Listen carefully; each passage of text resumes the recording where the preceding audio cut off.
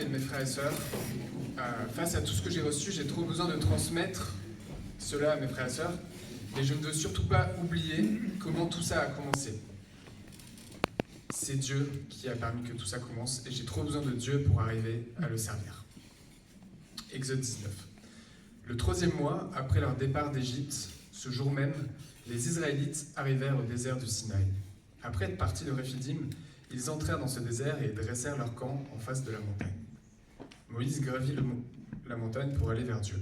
D'en haut, Dieu l'appela et lui dit « Voici comment tu parleras aux descendants de Jacob et ce que tu annonceras aux Israélites. Vous avez vous-même vu comment j'ai traité les Égyptiens et comment je vous ai portés sur des ailes d'aigle pour vous faire venir jusqu'à moi. Maintenant, si vous m'obéissez, si vous restez fidèles à mon alliance, vous serez pour moi un peuple précieux parmi tous les peuples, bien que toute la terre m'appartienne. Oui, vous serez pour moi un royaume de prêtres, une nation sainte. Telles sont les paroles que tu transmettras aux Israélites. » Moïse retourna au camp, convoqua les responsables du peuple et leur transmit toutes les paroles de l'Éternel. Alors le peuple s'écria à l'unanimité « Nous ferons tout ce que l'Éternel a dit. » Moïse rapporta à l'Éternel la réponse du peuple.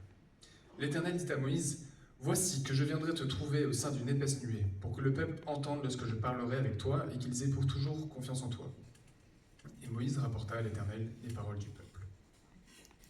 Donc, on va refaire la même chose. Je vais vous demander une ou deux personnes qui me donnent quelque chose qui brille dans le texte et une ou deux personnes qui me donnent un point d'interrogation.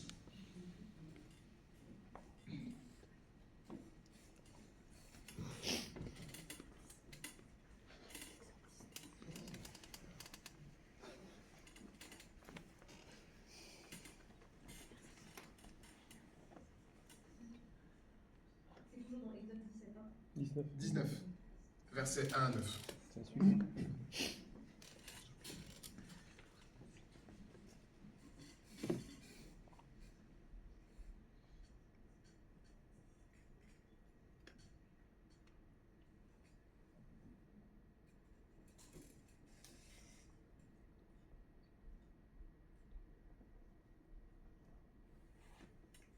Quelque chose qui brille, ça pourrait être un peu ce contrat qui est passé entre Dieu et le peuple.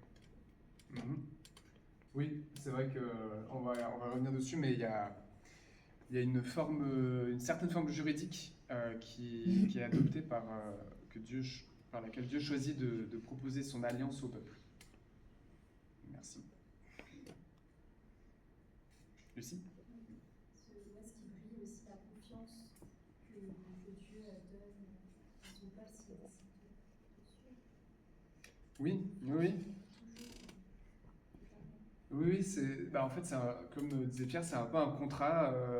Aujourd'hui, c'est le contrat qui revient le plus souvent, c'est un contrat de travail, mais effectivement, c'est une manière pour Dieu d'accorder sa confiance au peuple, dans le cadre qu'il leur propose.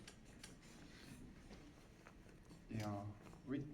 Toujours dans ce qui brille, quand Dieu dit aux élus comment il les porter sur des ailes d'aigle et amener vers moi, on comprend qu'en fait, voilà, Dieu les protège depuis le début, c'est lui qui permet qu'ils survolent les épreuves à chaque fois. Ouais, ça c'est une image qui est très poétique et que je trouvais extrêmement belle. Un point d'interrogation ?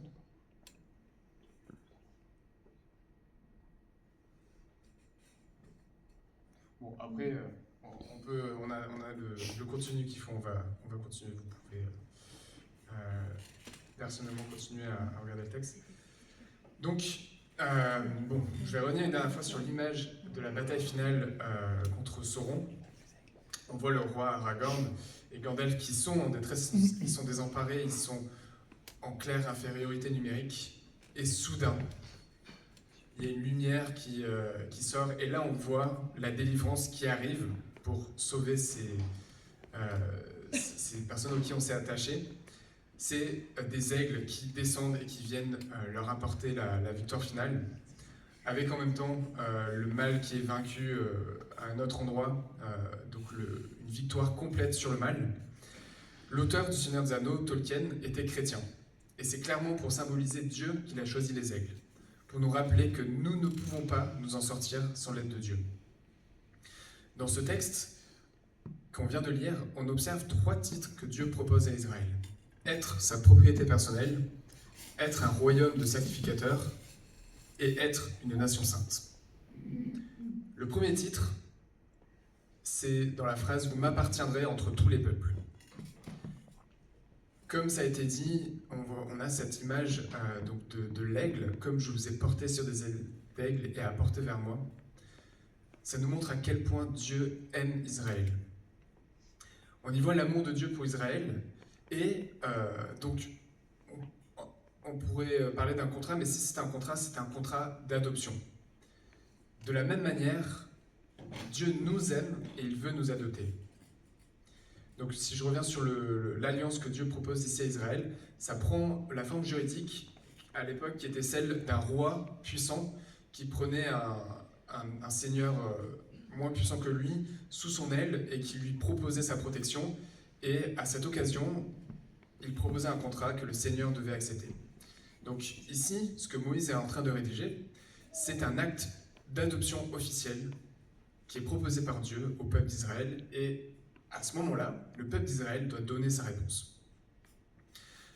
Le mois dernier, nous avons vu quel était le moyen concret de la délivrance d'Israël. C'était le sacrifice d'un agneau innocent, qui, comme on le rappelle, pointe vers le sacrifice de Jésus sur la croix. Finalement, l'œuvre de Jésus, c'est Dieu qui est descendu du ciel sur la terre, comme l'aigle dont il est question dans ce passage, en Jésus, pour nous sauver de nos ennemis, notre premier ennemi étant notre péché. Le deuxième titre que Dieu propose à Israël, c'est d'être un royaume de sacrificateurs et, troisièmement, une nation sainte. Dieu veut nous sauver et nous adopter personnellement. Dans quel but? Dans le but de nous prendre à son service. Au début du livre de l'Exode, dans la première histoire qu'on a vue, on voit Dieu qui se révèle personnellement à Moïse et à Aaron. Il leur propose de les prendre dans son service et tant bien que mal, ils acceptent et ils se mettent pleinement au service de Dieu. Dieu, ici, est en train d'appeler tout son peuple à suivre l'exemple de Moïse et à se mettre à le servir. Dans sa première lettre, donc si certains notent, c'est 1 Pierre de l'apôtre Pierre, donc 1 Pierre 1, versets 18 et 19, il est dit « Vous avez été libérés de cette manière futile de vivre que vous ont transmise vos ancêtres, et vous savez à quel prix. Le prix, c'est qu'il a fallu que Christ, tel un agneau pur et sans défaut, verse son sang précieux en sacrifice pour vous. Dieu nous aime passionnément. Il veut nous délivrer de l'esclavage du péché pour nous mettre à son service.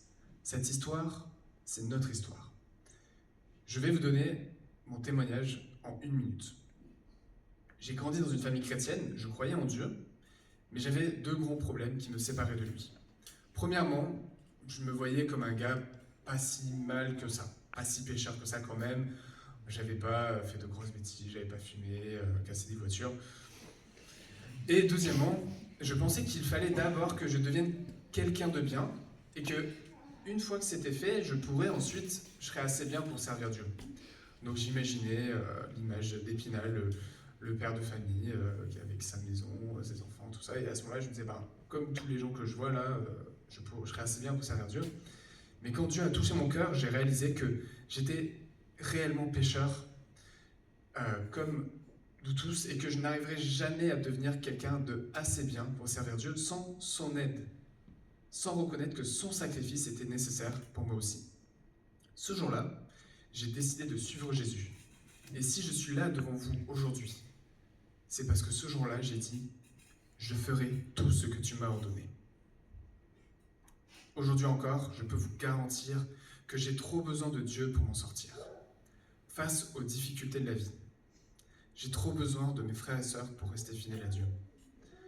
Dans la mission que Dieu m'a confiée, j'ai trop besoin de transmettre ce que j'ai reçu.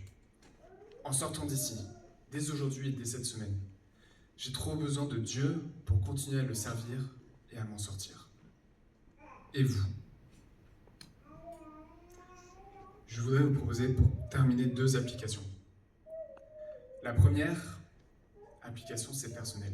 Dieu t'a tellement aimé qu'il a donné son Fils unique Jésus pour mourir sur la croix à ta place, afin que si tu crois en lui, tu ne périsses pas, que tu n'ailles pas en enfer, mais que tu aies la vie éternelle. Je vais vous demander de prendre une courte minute pour réfléchir à quelle est ta réponse à cela.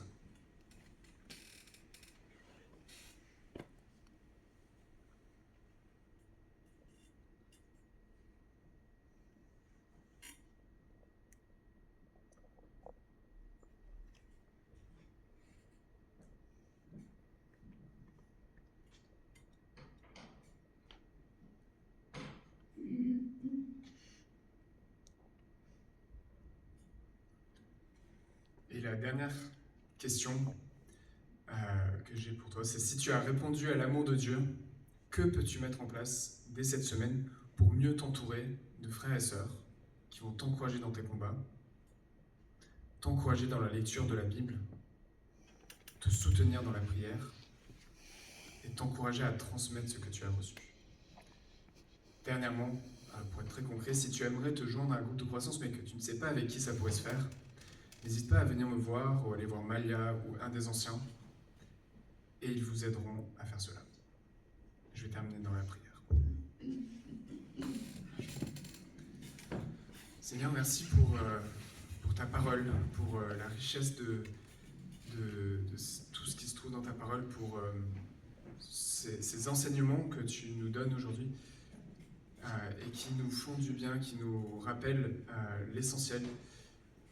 Aide-nous à retenir ce que nous avons entendu ce matin et à le mettre en pratique dès aujourd'hui, dès cette semaine, afin de pouvoir être non seulement encouragés, mais de pouvoir encourager les personnes autour de nous, ceux qui te connaissent comme ceux qui ne te connaissent pas encore.